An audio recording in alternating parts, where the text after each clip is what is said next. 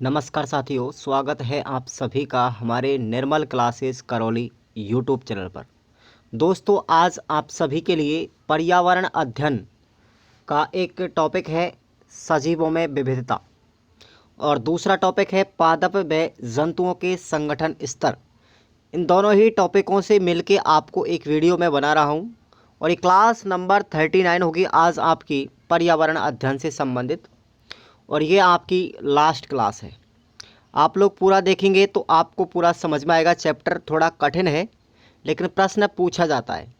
ऐसे टॉपिकों को आप लोग अपनी कॉपी में नोटबुक करके रखेंगे और इनके नोट्स आप लोग डाउनलोड कर लेंगे। हमारे खुराना स्टडी ऑफिशियल एप्लीकेशन आपको प्ले स्टोर में मिल जाएगा और वीडियो के डिस्क्रिप्शन बॉक्स में भी आपको उसका लिंक दिया गया है। टेलीग्राम ग्रुप को भी आप लोग ज्वाइन कर सकते हैं, डिस्क्रिप्शन बॉक्स में उसका लिंक दिया गया है। और साथियों, अब मैं शुरुआत करता हूँ अपने चैप्टर की।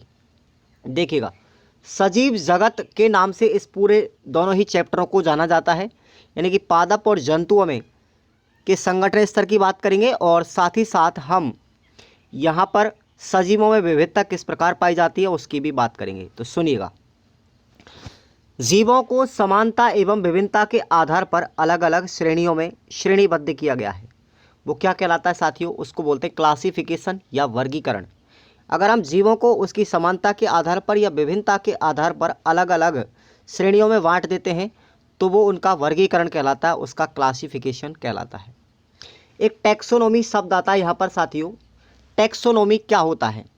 विज्ञान की एक शाखा होती है जो सजीवों का वर्गीकरण करती है, वो कहलाती है टैक्सोनॉमी। और हिंदी में बोलते हैं साथ इसको वर्गीकी। क्या बोलते हैं? वर्गीकी या टैक्सोनॉमी। ये विज्ञान की एक वो शाखा होती है जो जीवों का क्या करती है? क्लासिफिकेशन करती है, टैक्सोनॉमी कहलाती है। समझे आप? अब जब जीवों को वर्गीकृत किया जाता है तो वर्गीकरण करने के कुछ चरण होते हैं साथियों, और वो वर्गीकरण करने के आपको मैं 7 चरण बता रहा हूँ और ये इनका क्रम निर्धारित है। ऊपर से नीचे आप लोग देखेंगे, चाहे नीचे से ऊपर आप लोग देखेंगे, दोनों में किस तरीके से समानता और विविधता को विभक्त किया जाएगा सजीवों के अंदर, वो आप लोगों को समझना है। अब इसकी ट्रिक आपको याद करनी है, KCP ऑफ GS। इस ट्रिक को आप लोग याद रख लो। आप ऊपर से नीचे अच्छी तरीके से याद कर पाओगे ट्रिक को। और ये वर्गीकरण करने के स्टेप से चरण है, ठीक है ना, सोपान है। सबसे पहले हम बात करते हैं यहाँ पर K का मतलब होता है किंगडम। किंगडम का मतलब संघ। P का मतलब होता है फाइलम या डिवीज़न, यानी जगत। जगत के बाद आता है संघ। संघ के बाद उसके अंदर बनते हैं वर्ग और वर्गों के अंदर भी बनते हैं गण यानी ऑर्डर। और F का मतलब हो गया फैमिली। गण में क्या पाए जाते हैं? अंदर फैमिली पाई जाती है, यानी कुल पाए जाते हैं। और फिर कुल के अंदर पाया जाता है वंश। क्या पाया जाता है? वंश। और वंश में भी अंदर क्या पाई जाती है? जाति पाई जाती है, यानी स्पीसीज पाई जाती है। इस तरीके से तो देखो, किंगडम हो गया सबसे बड़ा। किंगडम के अंदर पाया जाएगा संघ। जिस तरीके से ऐसे मैं आपको बना दूं कि ये आपका पूरा जगत है, इसके अंदर पाया जाएगा संघ। संघ के अंदर होगा वर्ग, वर्ग के अंदर होगा गण, गण के अंदर होगा कुल, उसके अंदर होगा वंश और उसके अंदर होगी जाति। इस तरीके से आपको ये वर्गीकरण के चरण आपको याद रखने हैं। अब देखिएगा आप लोग, अब स्पीसीज जो होती है, सारी वो प्राणी जो होते हैं या जीव जो होते हैं, उनका वर्गीकरण किस तरीके से अब इसमें चरणों में किया जाएगा। अगर ऊपर से नीचे अगर देखा जाए, अगर ऊपर से हम नीचे आते हैं तो यहाँ पर जो जीव है उनमें क्या पाई जाएगी साथियों? विभिन्नता पाई जाएगी। ऊपर से नीचे जब आते हैं तो विभिन्नताएं बढ़ती जाती है। और जब नीचे से हम ऊपर जाते हैं, जाति से जगत की तरफ जाते हैं, तो समानताएं बढ़ती हैं। इसका मतलब जैसे आप लोग कोई भी मान के चलते हो, मानव को ले लीजिए आप लोग, एग्जाम्पल के रूप में एक मानव को लेते हैं, एग्जाम्पल है। तो मानव देखेंगे, ऊपर एक जगत बना हुआ, पूरा ब्रह्मांड में मानव सब एक जैसे होते हैं। उसके अंदर मानवों का एक संघ होता है जिसमें विभिन्न प्रकार के मानव पाए जाते हैं। मानवों का फिर एक वर्ग होता है, वर्ग थोड़ा बड़ा छोटा रूप होता है। उसके बाद आप देखेंगे मानवों के गण पाए जाते हैं, वर्ग में अनेक प्रकार के गण हैं। फिर गण में भी उनके कुल पाए जाते हैं, कुल यानी फैमिली। कुल में भी फिर अनेक प्रकार के वंश मिलेंगे और वंश के पश्चात क्या मिलेगी? जाति मिलेगी, विभिन्न प्रकार की जातियाँ। तो हम जैसे जैसे छोटे समूह की ओर बढ़ते हैं तो उनमें विभिन्नता पाई जाती है। और छोटे रूप से हम बड़े रूप की तरफ बढ़ते हैं तो उसमें क्या पाई जाएगी, समानता बढ़ती जाती है। समझ में आ गया। उस तरीके से आपको ये वर्गीकरण के चरण आपको याद रखने हैं। अब देखेंगे हम जब जीवों का नामकरण करते हैं साथियों, तो नामकरण की दो पद्धति होती है। एक है हमारी द्विनाम पद्धति और दूसरी है त्रिनाम पद्धति। जो द्विनाम पद्धति है उसके प्रणेता है हमारे कैरोलस लीनियस, और त्रिनाम पद्धति के जनक कौन है, हिंकल और सुमनर। ये व्यक्तियों के नाम आपको याद रखना है।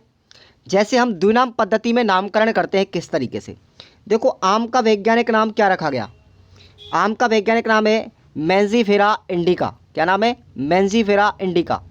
तो अब ये द्विनाम पद्धति बनाई गई, तो भाई मैंजीफेरा क्या है, इसमें एक वंश है, और इंडिका क्या है, उस आम की जाति है। तो ये द्विनाम पद्धति हो गई।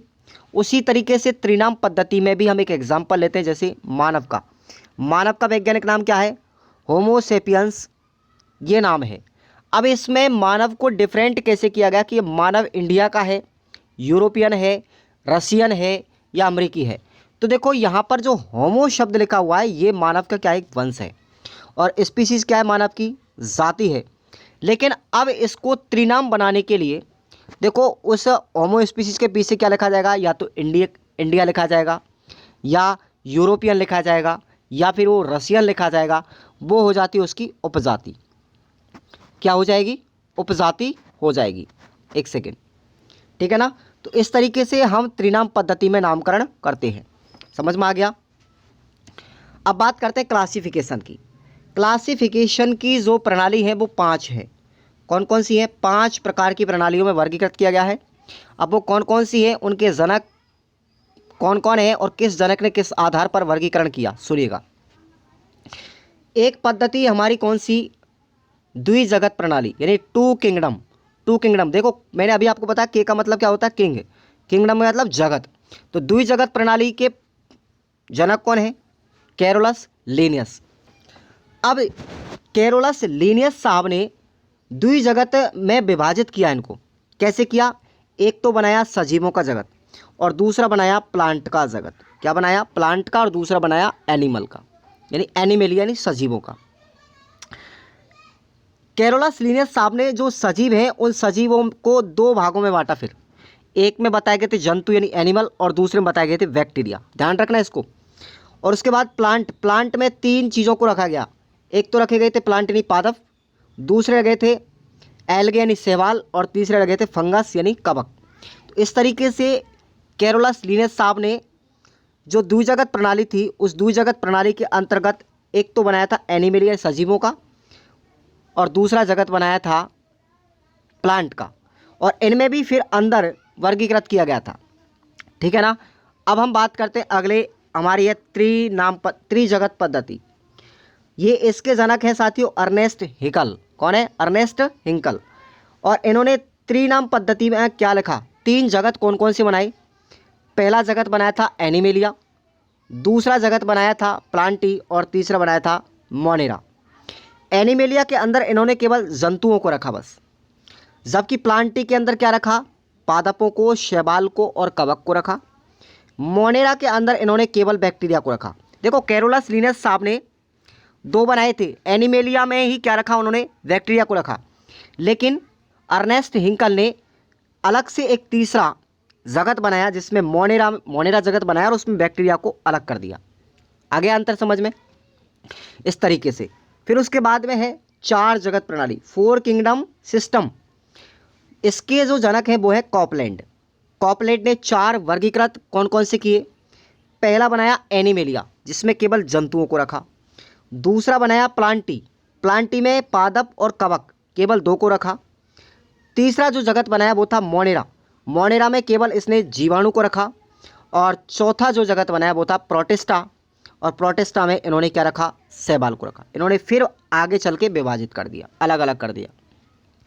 उसके बाद है 5 किंगडम प्रणाली, और 5 किंगडम प्रणाली के जगत कौन है, RH व्हिटेकर। कौन है, RH व्हिटेकर। इन्होंने सजीव को 5 संघों में बांट दिया।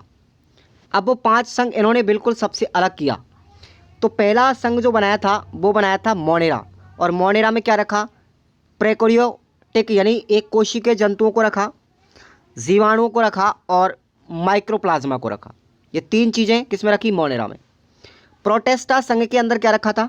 प्रकाश संश्लेषण करने वाले जीव जैसे युगलिना और एक शैवाल, इसको प्रोटेस्टा में रखा।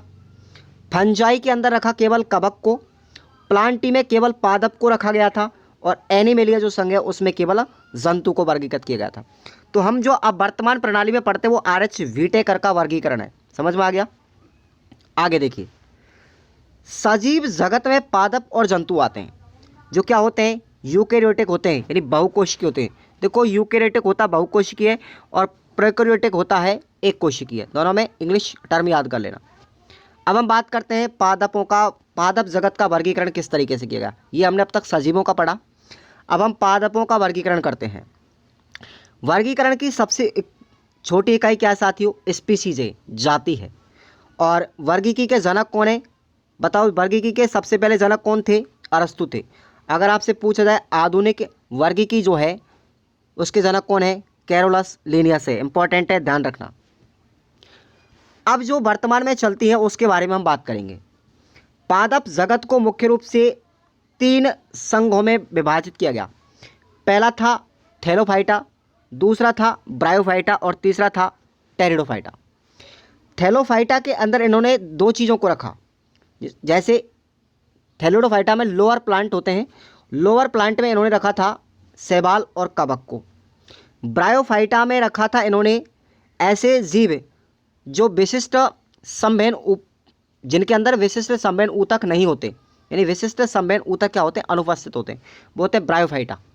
उसके बाद टेरिडोफाइटा में इन्होंने क्या रखा? टेरिडोफाइटा में इन्होंने संवहनी पादपों को रखा। और टेरिडोफाइटा कैसे होते हैं साथियों? बीज रहित पौधे होते हैं, बीज रहित पादप होते हैं। और इसी में इन्होंने जिम्नोस्पर्म को रखा। और जिम्नोस्पर्म में जो पौधे होते हैं उनके बीज का जो आवरण होता है ना, वो नहीं होता, खोल बीज रहित होता है। इसका मतलब जो बीज है उस पर चारों तरफ आवरण नहीं पाया जाता। और इसी में टेरिडोफाइटा में वर्गीकृत किया था एंजियोस्पर्म। और एंजियोस्पर्म भी 2 प्रकार से वर्गीकृत किया गया था, एक बीजपत्री और द्विबीजपत्री। अब हम आगे चलते हैं इसके बारे में विस्तार से। सबसे पहले आते हैं थैलोफाइटा पर। थैलोफाइटा जो है साथियों, इसमें शैवाल और कवक आते हैं। शैवाल और कवक को रखा गया था थैलिडोफाइटा में। थैलोफाइटा के अंदर इनमें संवहन ऊतक पाए जाते हैं। कौन कौन से? एक तो जाइलम और इनमें संवहन ऊतक जाइलम और फ्लोएम नहीं पाए जाते, ना ही इनमें वास्तविक जड़, तना, पत्ती पाए जाते। संवहन ऊतक कौन से होते हैं? जाइलम और फ्लोएम होते हैं पादप के अंदर, लेकिन साथियों शैवाल और कवक में नहीं पाए जाते। ना तो जाइलम पाया जाता, ना ही फ्लोएम पाया जाता, और ना ही इनके अंदर जड़, तना, पत्ती पाए जाते। किसमें? थैलोफाइटा के अंदर। शैवाल जो है साथियों वो स्वपोषी होता है, क्योंकि इसमें पर्णहरित पाया जाता है। जबकि कवक जो है वो कैसा होता है? परजीवी होता है, क्योंकि इसमें पर्णहरित नहीं पाया जाता। समझिए आप लोग, शैवाल जो है स्वपोषी है, इसका मतलब अपना भोजन खुद बना लेते हैं प्रकाश संश्लेषण की क्रिया के द्वारा, क्योंकि इसमें पर्णहरित पाया जाता है। जबकि जो कवक है, कवक परजीवी होता है, दूसरे पर निर्भर करता है अपने भोजन के लिए, क्योंकि इसमें पर्णहरित नहीं पाया जाता। शैवाल का जो अध्ययन है वो कहलाता है साथियों फाइकोलॉजी या एल्गोलॉजी कहलाता है, जबकि कवक का जो अध्ययन है वो कहलाता है माइकोलॉजी। दोनों ही याद रखना। कोशिका की शैवाल की जो कोशिका भित्ति होती है वो किसकी बनी होती है? सेलुलोज की बनी होती है। याद रखना इस चीज़ को, शैवाल की कोशिका भित्ति सेलुलोज की बनी होती है, जबकि कवक की जो कोशिका भित्ति है वो काइटिन की बनी होती है। ये प्रश्न कई बार पूछे गए। कवक की कोशिका भित्ति काइटिन से बनी होती है और शैवाल की कोशिका भित्ति सेलुलोज से बनी होती है। आपको एक रीट मेंस में चैप्टर मिलेगा कोशिका, बहुत अच्छा चैप्टर है, और उसको हम मेंस में पढ़ाएंगे साइंस के अंदर, तो पूरा विस्तार से आपको अच्छे से समझ में आएगा। लेकिन अभी फिलहाल में हमारे जो सिलेबस में है वही चीज़ आपको पढ़नी है प्री के लिए। थैलोफाइटा ग्रुप के अंतर्गत उदाहरण अगर आपसे पूछे जाए शैवाल के, तो एक तो है बॉल बॉक्स, ये भी शैवाल है, और स्पाइरोगाइरा, ये भी क्या है? एक शैवाल का प्रकार है। अब देखेंगे सजीवों विविधता की परिभाषा। पृथ्वी पर विभिन्न प्रकार के प्राणियों तथा वनस्पतियों की लाखों प्रजातियां पाई जाती हैं, और इन सभी में पाई जाने वाली विविधता को हम क्या कहेंगे? जैव विविधता कहेंगे। समझ में आ गया? अब बात करते हैं दूसरा जो संघ है वो है हमारा ब्रायोफाइटा। दूसरा प्रकार है ब्रायोफाइटा। इन्हें वनस्पति जगत का उभयचर कहते हैं। जो ब्रायोफाइटा पादप होते हैं वो पृथ्वी पर भी और जल में भी दोनों जगह रह सकते हैं। ब्रायोफाइटा जो है साथियों, उनके निषेचन के लिए जल की आवश्यकता होती है, यानी ये जल में रह करके क्या करते हैं, फर्टिलाइजेशन करते हैं। ये जल तथा थल दोनों जगह पर निवास करते हैं। ब्रायोफाइटा जो ग्रुप के पादप हैं उनमें संवहन ऊतक का क्या होता है, अभाव होता है, नहीं पाया जाता। जबकि जड़ तना पत्तियों का अभाव होता है, दोनों चीज़ नहीं पाई जाती, जैसे थैलोफाइटा में नहीं होता। इनमें जड़ों के स्थान पर मूल आवास होता है। जड़ होती नहीं वास्तविक रूप से, बट ऐसा आवास होता है कि इनमें जड़ होती है, जैसे रिक्शिया, मार्केंसिया, एंथेसिरोस और प्लूनेरिया। ये सब किसके उदाहरण हैं, ब्रायोफाइटा के उदाहरण हैं। समझ में आ गया। आगे बात करते हैं टेरिडोफाइटा। एक बार वीडियो को लाइक जरूर करना साथियों। टेरिडोफाइटा जो है ये बीज रहित संवहनी पादप होते हैं। टेरिडोफाइटा में बीज नहीं पाया जाता, अतः इन्हें वैस्कुलर क्रिप्टोगैमस भी कहा जाता है। क्या बोलते हैं इनको, वैस्कुलर क्रिप्टोगैमस भी कहा जाता है टेरिडोफाइटा ग्रुप के पादपों को। नोट याद रखना, टेरिडोफाइटा शब्द किसने दिया था, हैकल ने दिया था। ये किसने दिया था, हैकल ने। टेरिडोफाइटा जो ग्रुप के हमारे संघ के पादप हैं उनमें बीज का अभाव होता है, लेकिन जनन बीजाणुओं से होता है। बीज का अभाव भी होता है लेकिन जनन तो बीजाणुओं से होगा। इनमें संवहन ऊतक जो है जाइलम और फ्लोएम, ये दोनों पाए जाते हैं। और इनमें बीजाणु दो प्रकार का होता है, समबीजाणु और विषम बीजाणु।